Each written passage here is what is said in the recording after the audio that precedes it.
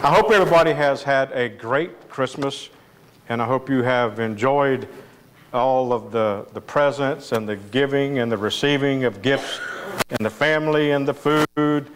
But I have this just annoying question that I really need to ask, so I'm going to ask y'all. Does anybody do fruitcake anymore?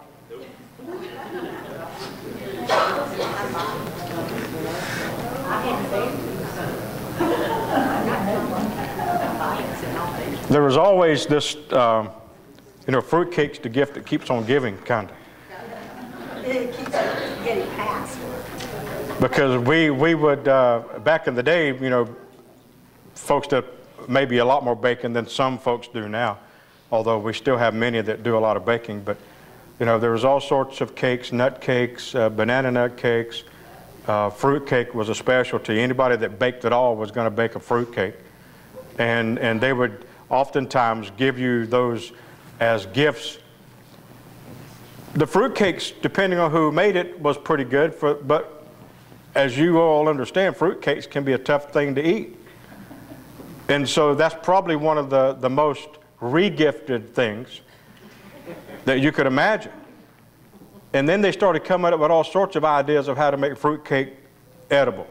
I saw a thing on TV where they made some sort of fruit cake concoction and they actually fried it. I thought, aha! There may be hope for the fruit cake yet if it's fried. A tradition, something as simple as fruit cake getting passed down from mama to daughter to son or whatever, and that being a part of the tradition of Christmases for many. There's something that we always probably think about this time of the year right after the holiday part, is now we're getting ready for the new year. So we immediately after Christmas, yesterday, we took all of the stuff down, the tree, the ornaments, the lights, all of that stuff, got it boxed back up, put it out in the shop, and got everything kind of what oftentimes we refer to back to normal, whatever that is for us. Then we start talking about the new year. And what are we doing in the new year? Listen, are you going to have that baby this year or next year? I think that you should share your birthday, don't you? Yeah. I think it'd be wonderful. Let's all pray that way. And we'll call him Kenny. But it's such a wonderful time when we begin to start reflecting on the previous year, 2014, which is rapidly coming to an end, and we prepare for 2015. So we're kind of caught a little bit in the timetable twilight zone, because we're kind of looking back and we're kind of looking forward. And so used to, on television, they would have all of these year in review things. I don't know if they do that anymore. But you would look back at all the major events that took place throughout 2014. And maybe for some of you, you may actually have a moment where you start looking back and you start counting off, the various milestones in your life or your family, or the things that maybe were important to you. And I think, in remembering is probably not a bad thing, as long as we don't stay back there. But remembering kind of the blessings of the Lord, or even the hand of the Lord, His providence, whatever you want to call it, remembering the goodness of God is always a great preparation to anticipation of the future blessings of the Lord. But you have to understand, between remembering the past blessings and anticipating the future blessings, you have to remember that in between that is a very, very fine, the only way I could describe it is space of time that exists. It's like turning one page from one chapter to the next, and there's a new chapter. And during that space of our reflections and anticipations, the Lord could appear. We sometimes get very fretful and troublesome within our hearts as to, boy, and I've heard some of you comment, and some of you have had difficult times in 2014. And there are many folks that I've seen comment that Lord, I hope 2015 is nothing like 2014. 2014 was the worst year ever, or whatever they may say. 2015 has got to be better. The new year has got to be better because this year has been just awful. And I'm sure there's one or two events that have made that happen. Maybe not the whole year has been that bad. It could be because of life-changing events. It could be the death of a loved one in your family that has gone on that's made time seem very difficult. But the blessing that we have to extend ourselves, I do believe, is found in John chapter 16. I want to talk just for a few minutes this morning, for the next couple of hours. How about that? I'm going to surprise you one day. I'm going to get me a bottle of water and sit up here, and it's going to be on.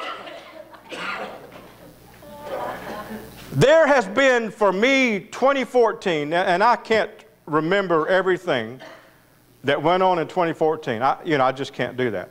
It would take me probably half of 2015 to remember the notable events in our home and in our family.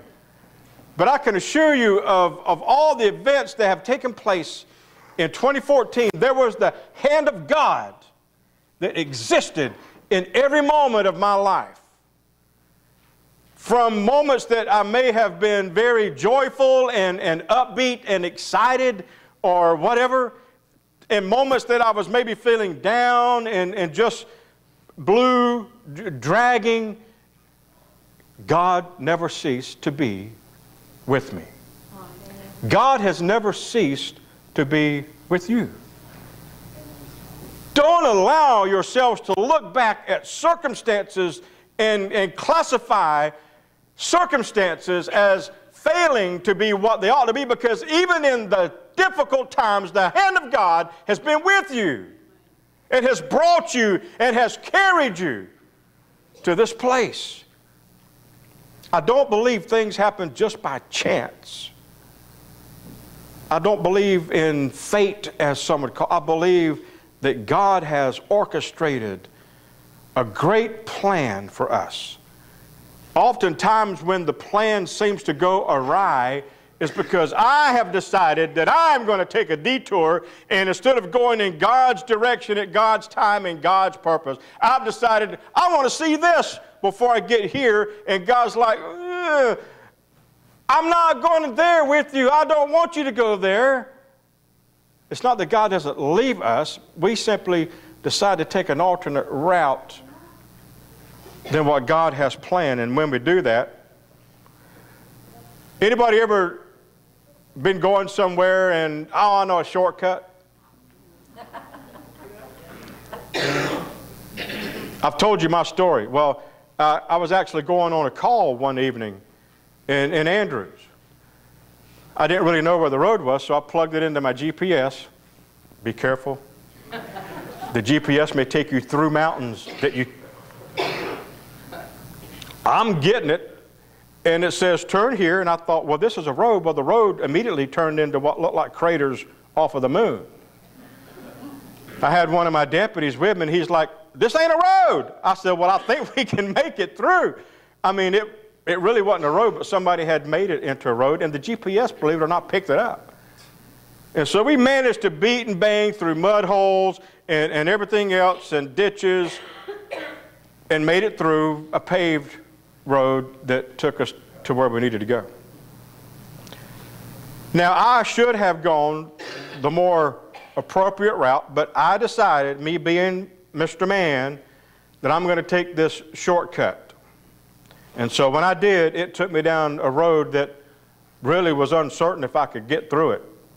You know, let me just caution you this way. When you are driving and you see this much of a hole and it full of water, let me remind you, you don't know how deep that hole is, okay? There's something that's holding that much water. And so when I went to go around it, it dipped, and my buddy, I could have thought he got religion right there. Woo! There are moments in our life that we take those detours that are sometimes bumpy, God never ceases to be with you or take care of you, even when you take a detour from His primary directive for your life. But God always seems to want to try to bring us back to where He really wants us to be. And there are some encouraging words that we find in John chapter 16, beginning in verse 25.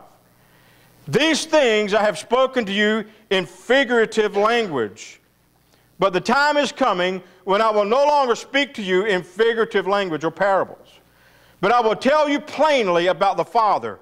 In that day you will ask in my name, and I do not say to you that I shall pray the Father for you, for the Father Himself loves you, because you have loved me, and have believed that I came forth from God. I came forth from the Father and have come into the world. Again I leave the world and go to the Father. His disciples said to Him, see now, you are speaking plainly and use no figurative speech. Now we are sure that you know all things and have no need if anyone should question you. By this we believe that you came forth from God. And Jesus answered them, do you now believe? Indeed, the hour is coming, yes, has now come, that you will be scattered, each to his own, and will leave me alone. And yet I am not alone, because the Father is with me. These things I have spoken in you, that in me you may have peace. In the world you will have tribulation, but be of good cheer. I have overcome the world. Do you understand what Jesus was saying there to the disciples? He said, listen, I'm going to lay it out exactly where you can understand it. I'm not going to do the parables. I'm going to tell you plainly what you're facing. You understand that I came. You believe that I came. You believe the Father sent me. We just celebrated His birth. We believe that Jesus came to save man. We believe that He died on the cross to save us. We believe that God had ordained Him to hang there, to shed His blood for the remission of our sins. We believe that. And we believe that He has ascended to the Father to come again to receive us. And while we are yet here, while we remain, while we are still here, He says to the disciples, He said, you're going to be scattered. They are going out. They are spreading the good news of the gospel. They are sharing Jesus wherever they go. They are taking the message of hope to the world, and to those that need the Lord, they are sharing the gospel, which by the way, is what is intended for us. The Lord has intended for us to get the message that Jesus was born, He died, He rose again, His blood was shed for our sins, and we can live a life that is in tune with His life, and we can live a life in such a way that we tell others that Jesus saves, Jesus saves. And He goes on to say this, He says, but these things I have spoken to you, that in me you may have peace. Listen, that is the perfect example of why the world don't have peace, is because they don't have Jesus in their hearts. When you find that your life is worthless, and you find that Jesus is the great pearl, and you find that He is of great worth, and you make that a part of your life, you find that there is peace that you can't explain. It is unexplainable. It passes all understanding. When we look back at 2014 and we begin to reflect and we look at the hand of God in our lives, the blessings, the ups and the downs, the whatevers, the unknowns, the knowns, we understand that God has brought us from a place of 2014 into a time and a moment where we can worship Him. Every step of the way was an opportunity for us to say, yes, I believe in Jesus, and yes, I'm telling the world that there is a Jesus that loves them and that will save them from their sin. And then he goes on and he says this, because many of us will fret, many of us will look at the anticipation of 2015 and we will begin to wonder or even maybe worry that this 2015 cannot produce the same negative results that we have found in 2014. Those times when our life seemed to struggle, the moments when we seem to be falling and faltering in our life, we got to know that 2015's got to be better than that. Let me tell you, it is. This is what he says, these things I have spoken to you, that in me you may have peace. When you find that your life does not enjoy the peace of the Father, you need to reestablish yourself before the throne of grace. You need to find that place.